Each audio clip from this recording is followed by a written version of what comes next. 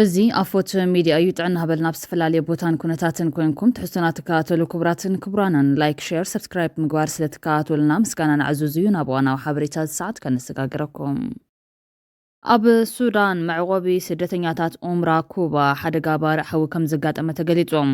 ኣብ ሱዳን መዕቆቢ ስደተኛታት ኡምራ ኩባ ብዘጋጠመ ሓደጋ ባርዕ ሓዊ 10 መንበር ተጋሩ ስደተኛታት ሙሉእ ንሙሉእ ከም ዝተቃጸለ ተሓቢሩሎም ኣብ ውሽጢ ሓደ ወርሕን ካልኣይ ግዜ ዘጋጠመ ከቢድ ሓደጋ ባርዕ ሓዊ መንቀልዩን ኣብ ህይወት ሰብ ዘብጽሖ ጉድኣትን ምጽራይ ይግበረሉ ከም ዘሎ ካብቲ ከባቢ ዝተረኸበ ሓበሬታ ይረድም ኣብ ውሽጢ ዝወርሒ ቅድም ኢሉ ብዘጋጠመ ሓደጋ ባርዕ ህይወት ክልተ ሓዋት ከም ዝሓለፈ ዝካርዮም እዚ ከምዚ ኢሉ እናሃለወ 75 ተጋሩ ንምዕራብ ትግራይ ብዝወረሩ ሓይልታት ብዝበጽሖም በደል ናብ ሱዳን ተሰዲዶም ከም ዘለዉ ንምፍላጥ ተኻይሎም ካብ ምዕራብ ትግራይ ከተማታት ዓዲ ጎሹ ኣደባይን ሕሞራን ዝተሰደዱ ቶም ወገናት ብመስመር ሓምዳይት ናብ ሱዳን ምስ ሰገሩ ትካል ስደተኛታት ውድሑራት መንግስታት ከም ዝተቐበሎም ተገሊጾም ህፃናት መናሰይን ኣረጋውያንን ዝርከብዎም እቶም ወገናት ኣብ ምዕራብ ትግራይ ኣንጻር ተጋሩ ዘቕንዐ ፍሉይ ጎስጓስ ምህላው ኣፍሊጦም ኣብ ምዕራብ ትግራይ ጽንተት ዝፈጸመ ኣካል የተከዜ ዘብ ብዝብል ስያመ ዕጡቕ ሓይሊ ኣሰልጢኑ ኣብ ሽብር ከም ዝተጸመደ እውን ተዛሪቦም እዮም ምምላስ ምዕራብ ትግራይ ዛዕባ ሕድሕድ ትግራዋይ ክኸውን ዝጽውዕቶም ስደተኛታት መሬት ምዕራብ ብህጹጽ ናብ ንቡሩ ክምለስ ይግባእ ኢሎም ብኻሊ ሓበሬታም ኣባላት ቋሚ ኮሚቴ ጊዜያዊ ቤት ምክሪ ትግራይ ምስ ወከልቲ ዝተፈላለዩ ሃገራት ዘካየድዎ ዘለዉ ርክብ ሕዚ እውን ይቕጽለሎም ኣባላት ቋሚ ኮሚቴ ጊዜያዊ ቤት ምክሪ ትግራይ ሎም ዕለት 29 መጋቢት 2017 ዓ.ም ምስ ዲፕሎማስኛታት ሃገራት ዩናይትድ ኪንግደም ካናዳ ጀርመን ፈረንሳይ ኣውስትራልያ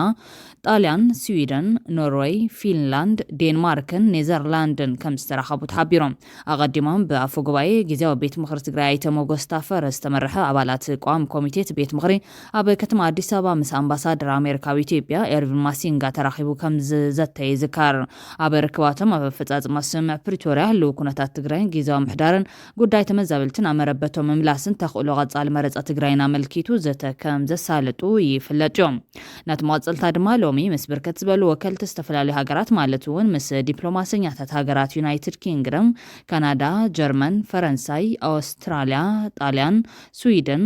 ኖርዌይ ፊንላንድ ዴንማርክን ኔዘርላንድን ኣብ ዋናዊ ፖለቲካዊ ኩነታት ትግራይ ኣብ ምምዕራይ ጊዜያዊ ምሕዳር ትግራይን ትኩረት ገይሩ ከም ዘተ ተሓቢሮም ብተመሳሳሊ ኣብ ምጥንኻር ጊዜያዊ ቤት ምክሪ ትግራይ ኣፈጻጽማ ውዕል ፕሪቶርያን ምምላስ ተመዛበልትን እውን ብትኩረት ካብ ዘተየሎም ጉዳያት ምዃኑ ተገሊጾም ከምኡውን ኣብ ተኽእሎ ቀጻሊ መረጻ ትግራይን ካልኦት ብሄራዊ ዛዕባታትን ኣመልኪቱ ዕውት ዘተ ከም ዘካየደ ኣካባቢ ቋሚ ኮሚቴ ማሕበራዊ ልምዓትን ዳግመ ሕውየትን እቲ ጊዜያዊ ቤት ምክሪ ኣይተ ኣለምሰገድ ኣረጋይ ንቴሌቭዥን ትግራይ ገሊጾም ከም ሓበሬታ ኣባላት ጉጅለሎ ካብ ተመሳሳሊ ዛዕባ ምስ ዝተፈላለዩ ኣካላት ርክባት ንምክያድ ትልሚ ከም ዝሓዙ እውን ንምፍላጥ ተኻይሉሎም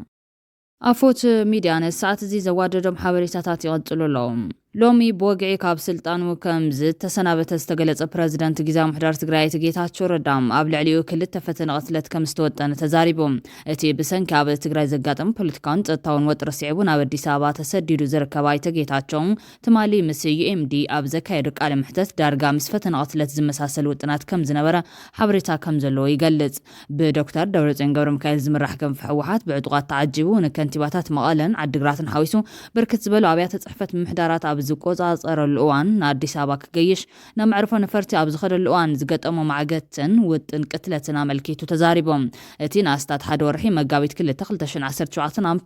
ቆጻጸራ ገዝ ኣዲስ ኣበባ ምስ ገሸ ብምኽንያት ጥዕና ናብ ደገ ወፂኡ ዝቐኒ ኣይተ ጌታቸው ረዳ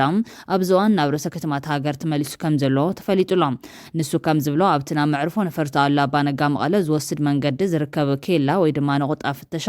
ዝሕሉ ዕጡቕ ኣይሕልፍን ኢሉ ከልኪልዎ ነይሮም እቲ ሓላዊ ኬላ ምስ ረኣየና ኣይሕልፈኩምን መጀመርታ ክድውል ኢሉ መስታወት መኪና ትሕት ኣቢለ ናበኢኻ ክትድውል ኢለ ምስ ረኣኽዎም ተሰኪፉ መስለኒ ኣሕሊፉና ይብል ንሱ ከም ዝብሎ ሓደ ብሽም ዝጠቐሶ ፓትሮል ዕጡቓት ዝሓዘት ተሽከርካርቲ ዝነበሮ ኣዛዚ ናብቲ መዕርፎ ነፈርቲ ከም ዝሰዓቦን ፌደራል ፖሊስ ማለት እውን ሓለዋ ጸጥታ መዕርፎ ነፈርቲ ከም ዝኸልከልዎም እውን ኣብሪሆም እቲ ኣዛዚ ኮር ናብ ኣውሮፕላን ከኣቱ ፈቲኑ ከም ዝኸልከለ ካብኡ ድማ ናብ ሓላፊ ጸጥታ መዕርፎ ነፈርቲ ስልክ ደው ኢሉ ጌታቸው ድዩ ኣትዩ በይኑ ድዩ ካልኦት ሰባት እውን ኣለዎ ምስኡ ኢሉ ከም ዝሓተተውን ኣይተ ጌታቸው ረዳ ይጠቅስ ኣብቲ ጊዜያዊ ምሕዳር ከም ምክትል ፕሬዝደንትን ሓላፊ ጸጥታን ኮይኑ ተመዚዙ ጸንሐ ሌተናል ጀነራል ታደሰ ወረደ እቲ ጌታቸው ፈተና ቅትለት ክብል ዝገለጹ ፍጻመ ክምርመር ጸዊዕ ምንባር ይፍለጥ እዮም እቲ ኣጋጣሚ ብጣዕሚ ሕማቕን ሓደገኛን ድሕሪ ምባል ናጻ ዝኾነ ኣካል ቆይሙ ኩሉ ዝምርምረሉን ዘጻርየሉን ውጽኢቱ ድማ ንህዝቢ ዝግለጸሉ ኩነታት ክግበር ዘለዎ ይመስለኒ ፕሬዝደንት ጌታቸው ባዕሉ እውን ዘጻሪ ኮሚቴ ከጣይሽ ይኽእል ሓቂ ተጻሪ ውጽኢቱ ግልጽ ክግበር ዘሎ ይመስለኒ ክብል እቲ ኣብታ ክልል ዝለዓለ ሓላፍነት ተሸኪሙ ዘሎ ጀነራል ቅድሚ 2 ሰሙን ምስ ብራኸ ሸው ዝተባሃለ ቻነል ኣብ ዘካየዱ ቃል ምሕተት ተዛሪቡ ነይሩ እንትኾነ ግን እቲ ምርመራ ተኻይዱ እንተኾይኑ ዛጌድ ዝተፈለጠ የለን ካብ ሓለፍቲ ጸጥታን ሰላምን ትግራይ ምላሽ ንምርካብ ዝተገበረ ጻዕሪ እውን ኣይሰመረን ጀነራል ታደሰ ወረደ ኣብ መግለጽታቱ ፕሬዝደንት ትኽልል ክሳብ ሽዑ ጌታቸው ረዳ ምዃኑ እውን ተዛሪቡ ነይሩ እዩ ብሰንኪ ስጋት ጸጥታ መዝነቶም ገዲፎም ካብ ተኽልል ዝወፁ ሰበስልጣን ከም ዘለዎ ብምልካት ድማ ውሕስነቶም ከረጋግጽ ከም ዝግባእ ገሊጹ ነይሩ ቀዳማይ ሚኒስትር ኣብይ ኣሕመድ ሎሚ ኣብ ዘውፅኦ መግለጺ ጌታቸው ካብ መዝነቱ ከም ዝወረደ ዝእምት መግለጺ ይብሎ ብፍላይ ድማ ዝተረኸበ ሰላም ክዕቀብ ንዝነበሮም ልዑል ጥንቃቐን ኣመራርሓን መንግስቲ ፌደራል ኣፍልጦ ከም ዘለዎን ኣብ ቀጻሊ ስራሕቲ እውን ብሓባር ተቐራሪብና ከም እንሰርሕን እናረጋገጽኩም ንዝነበሮም ጻንሒት ኣመስገን ክብል ናይ ክልቲኦም ስእሊ ብምስናይ ኣብ ኤክስ ጽሒፎም ኣብታ ብኣማይ ተሽሓት ዝቑጸሩ ዕጡቓት ኣባላት ዘለውዋ ትግራይ ብሰንኪ ተፈጢሩ ዘሎ ፖለቲካዊ ምግማዕ ስነት ጸጥታዊ ውሕስነት ንነበርታ ዓብይ ብዶ ኮይኑ ከም ዘሎ ይግለጽ እዮም ጀነራል ታደሰ ሰራዊቱ ብዝግባእ ዝሰልጠኑ ኣባላት ዘለዎ ስሩዕ ሓይሊ ጸጥታ ዘይምዃኑ እዩ ዝምጉት ኣይተ ጌታቸው ረዳ እቲ ኩነታት ናይቲ ዝጠቐሱ ኣዛዝ ዘይኮነ እቶም ተላኣኽቶም ኣምሊጦምልና ምባሎም ግን ዝሓሰብዎ ነገር ነይሩ ማለት እዩ ናይ ምቕታል ውጥን ዝነበሮም ሰባት መነመን ምዃኖም እፈልጥ እየ ብማል ፈተና ቅትለት ከም ዝነበረ ጸኒሑ እሙን ሓበሬታ ምርካብ ወሲኹ ይሕበር ብድሕሪኡ ዝሰማዕኽዎ ብምምላጥ የተናዲዶም ዝዛረቡ ሰባት ነይሮም ዝፈልጦም ዘኽብሮም ዓበይቲ ሰባት እዮም ብስልኪ ዘውግዕዎ የረኺቦም ከመይ ገይሩ ኣምሊጡልና ኢሎም ተናዲዶም ተዘራሪቦም ከም ሓደ ትግራዋይ ስርዓትን ሕግን ይፈልጡ ዝብሎም ሰባት ብዛዕባ ሰብ ምውጋድ ፊዚካሊ ኢሊሚኔት ምግባር ክሓስቡ እዮም ኢለ ጠርጢረ ይፈልጥን ይብል እቲ ኣብ ኣዲስ ኣበባ ተዓቂቡ ዘሎ መራሒ ቅድሚኡ ድማ ኣብ ወርሒ ታሕሳስ 27 ኣብ በዓል ጥምቀት ካሊእ ፈተና ቅትለት ተወጢኑ ከም ዝነበረ ኣይተ ጌታቸው ረዳ ገሊጾም ካብ ኣዲስ ኣበባ ዝመጽእ ሓደ በዓል ሃፍቲ ምስ ሓደ ኣባል ጸጥታ ቪአይፒ ናይ ምቅታል ፈተነታት ከም ዝነበረን ከም ዝፈሸለን ሓቢሮም እቲ ገበን ግብረ ሽበራ እዩ ኣብ ፌደራል እዩ ክረአ ዝግባም እንተኾነ ዕብይ ዝበሉ ሰባት እውን ዝተሳተፍሉ ስለ ዝኾነ ብዝብል ካብ ፌደራል መንግስቲ ውክልና ሓቲትና እቲ ምጽራይ ኣብ ትግራይ ክኸውን ጌርና ነርና ይብል ገለ ሰባት እቲ ኣብ ቀይዲ ውዒሉ ዝነበረ ውልቀ ሰብ ተጓዮም ኣብ ቤት ፍርዲ ተኻቲዖም ብዋሕስ ክወፅእ ከም ዝገበርዎ እውን ናብ ኣዲስ ኣበባ ምስ ከደ ተታሒዙ እቶም ካልኦት እውን ከምኡ ተታሒዞም ኢሎም ስለምንታይ ትፍጻመ ንህዝቢ ዘይተገለጸ ንዝብል ሕቶ እንትመልስ ግን ህዝቢ ከይሻቐል ካብ ዝብል ስክፍታ ከም ዝኾነ ረድዮም እቲ ውጥን ቅስለት ኣብ ጥምቀት ንክፍጸም ነይሩ ህዝቢ ናብ ጭንቂ ከኣቱ ኣይደለኹን ነይረ ናይ ዓርሰይ እኹል ሓለዋ ነይርኒ እንተገደለ ድማ ኣብ በዓላት ከይንርከብ ወሲና ነርና ድሓር ግን እቲ ዝፈሸለ ዝበለ ውጥን ቅስለት ንህዝቢ ክግለጽ ከም ዝነበሮ ኣይተ ጌታቸው ኣሚኖም ብዝርዝር ዝፈለጥክዎ ነገር ኣሎ ናይ ምቕታል ውጥን ከም ዝነበሮም ይፈልጥ እየ እቲ ብጣዕሚ ዘይተጸበኽዎ ብጣዕሚ ዘሕዘነኒ ናብ ዝታት ዲና ወሪድና ብማል ኣይተ ጌታቸው ኣዝዩ ከም ዝጓሃየ ዝገልጽ ፕሬዝደንት ዓጊትካ ጥራሕ ዘይኮነስ ፊዚካሊ ኢሊሚኔት ምግባር ብኣካል ምቕንጻል ድሌት ከም ዘሎ ምፍላጥ እዩ ዘደንግጸካ እዚ ኣብ ትግራይ ክፍጠር ኢለ ሓሲበ ኣይፈልጥን እቶም ዝተሳተፉ ሰባት ፈልጦም እዮም ገለገሊኦም ገለ ሽግር ገጢምዎ እንተኾይኑ ድሓር ክንጸባጸብ ክብሉ ሰሚዕ ኣለኹም ምንም ከም ዘይተፈጠረም ኣየናይ ሽግር ተጸባጺብና መዕለብ ጌርናሉ ንፈልጥ ብምባል እምነቱ ከም ዝጎደለ ይመልክት ቅድሚ 2 ዓመት ዝተመስረተ ጊዜያዊ ምሕዳር ትግራይ ከም ቀንዲ ዕላማት ኢሉ ዝሓዞም ግዛኣትና ምምላስና ተመዛበልትን ኣብ መረበቶም ምምላስን ዘይምኽኣሉ ከም ዘሕዝነውን ተዛሪቦም ኣብ ውሽጢ መሪሕነት ህወሓት ዝተፈጠረ ምግማዕ ስዒቡ ዛጊድ ኣብ ትኽልል ፍኸም ናበለ ዝመፀ ወጥሪ መዕለብ ይረኸባን ኣዘዝቲ ሓይልታት ትግራይ ኣብ ዘውፅኦ መግለጺ ነቲ ብመሰረት ውዕል ፕሪቶርያ ዝቖመ ኣይተ ጌታቸው ረዳ ዝመርሖ ምምሕዳር ብስንፍናን ብጥልመትን ብምኽሳስ ምትዕራያት ክግበር ዘካየድዎ ምንቅስቓስ ነቲ ኩነታት ኣጋዲድዎ ይርከብ እንተኾነ ግን ዶክተር ኣብይ ኣሕመድ እቲ ጊዜያዊ ምሕዳር ገለ ሕጋዊ ምምሕያሻት ተገይሩሉ ንሓደ ዓመት ከም ዝናዋሕን ኣብ ውልቀ ሰባት ለውጢ ከም ዝግበርን ኣብ ኣባላት ፓርላማ ንዝቐረበሉ ሕቶ ኣብ ዝሃቦ ምላሽ ኣብርሂ እዩ ስምምዕ ፕሪቶርያ ካብ ዝፍረም 2 ዓመትን መንፈቐን ዝመልኦ ኮይኑ በቲ ደማዊ ኩናት ልዕሊ 1 ሚልዮን ተመዛበልቲ ምዕራብ ትግራይ ዛጊድ ኣደዳ ፀሓይን ቁርን ኮይኖም ይርከቦም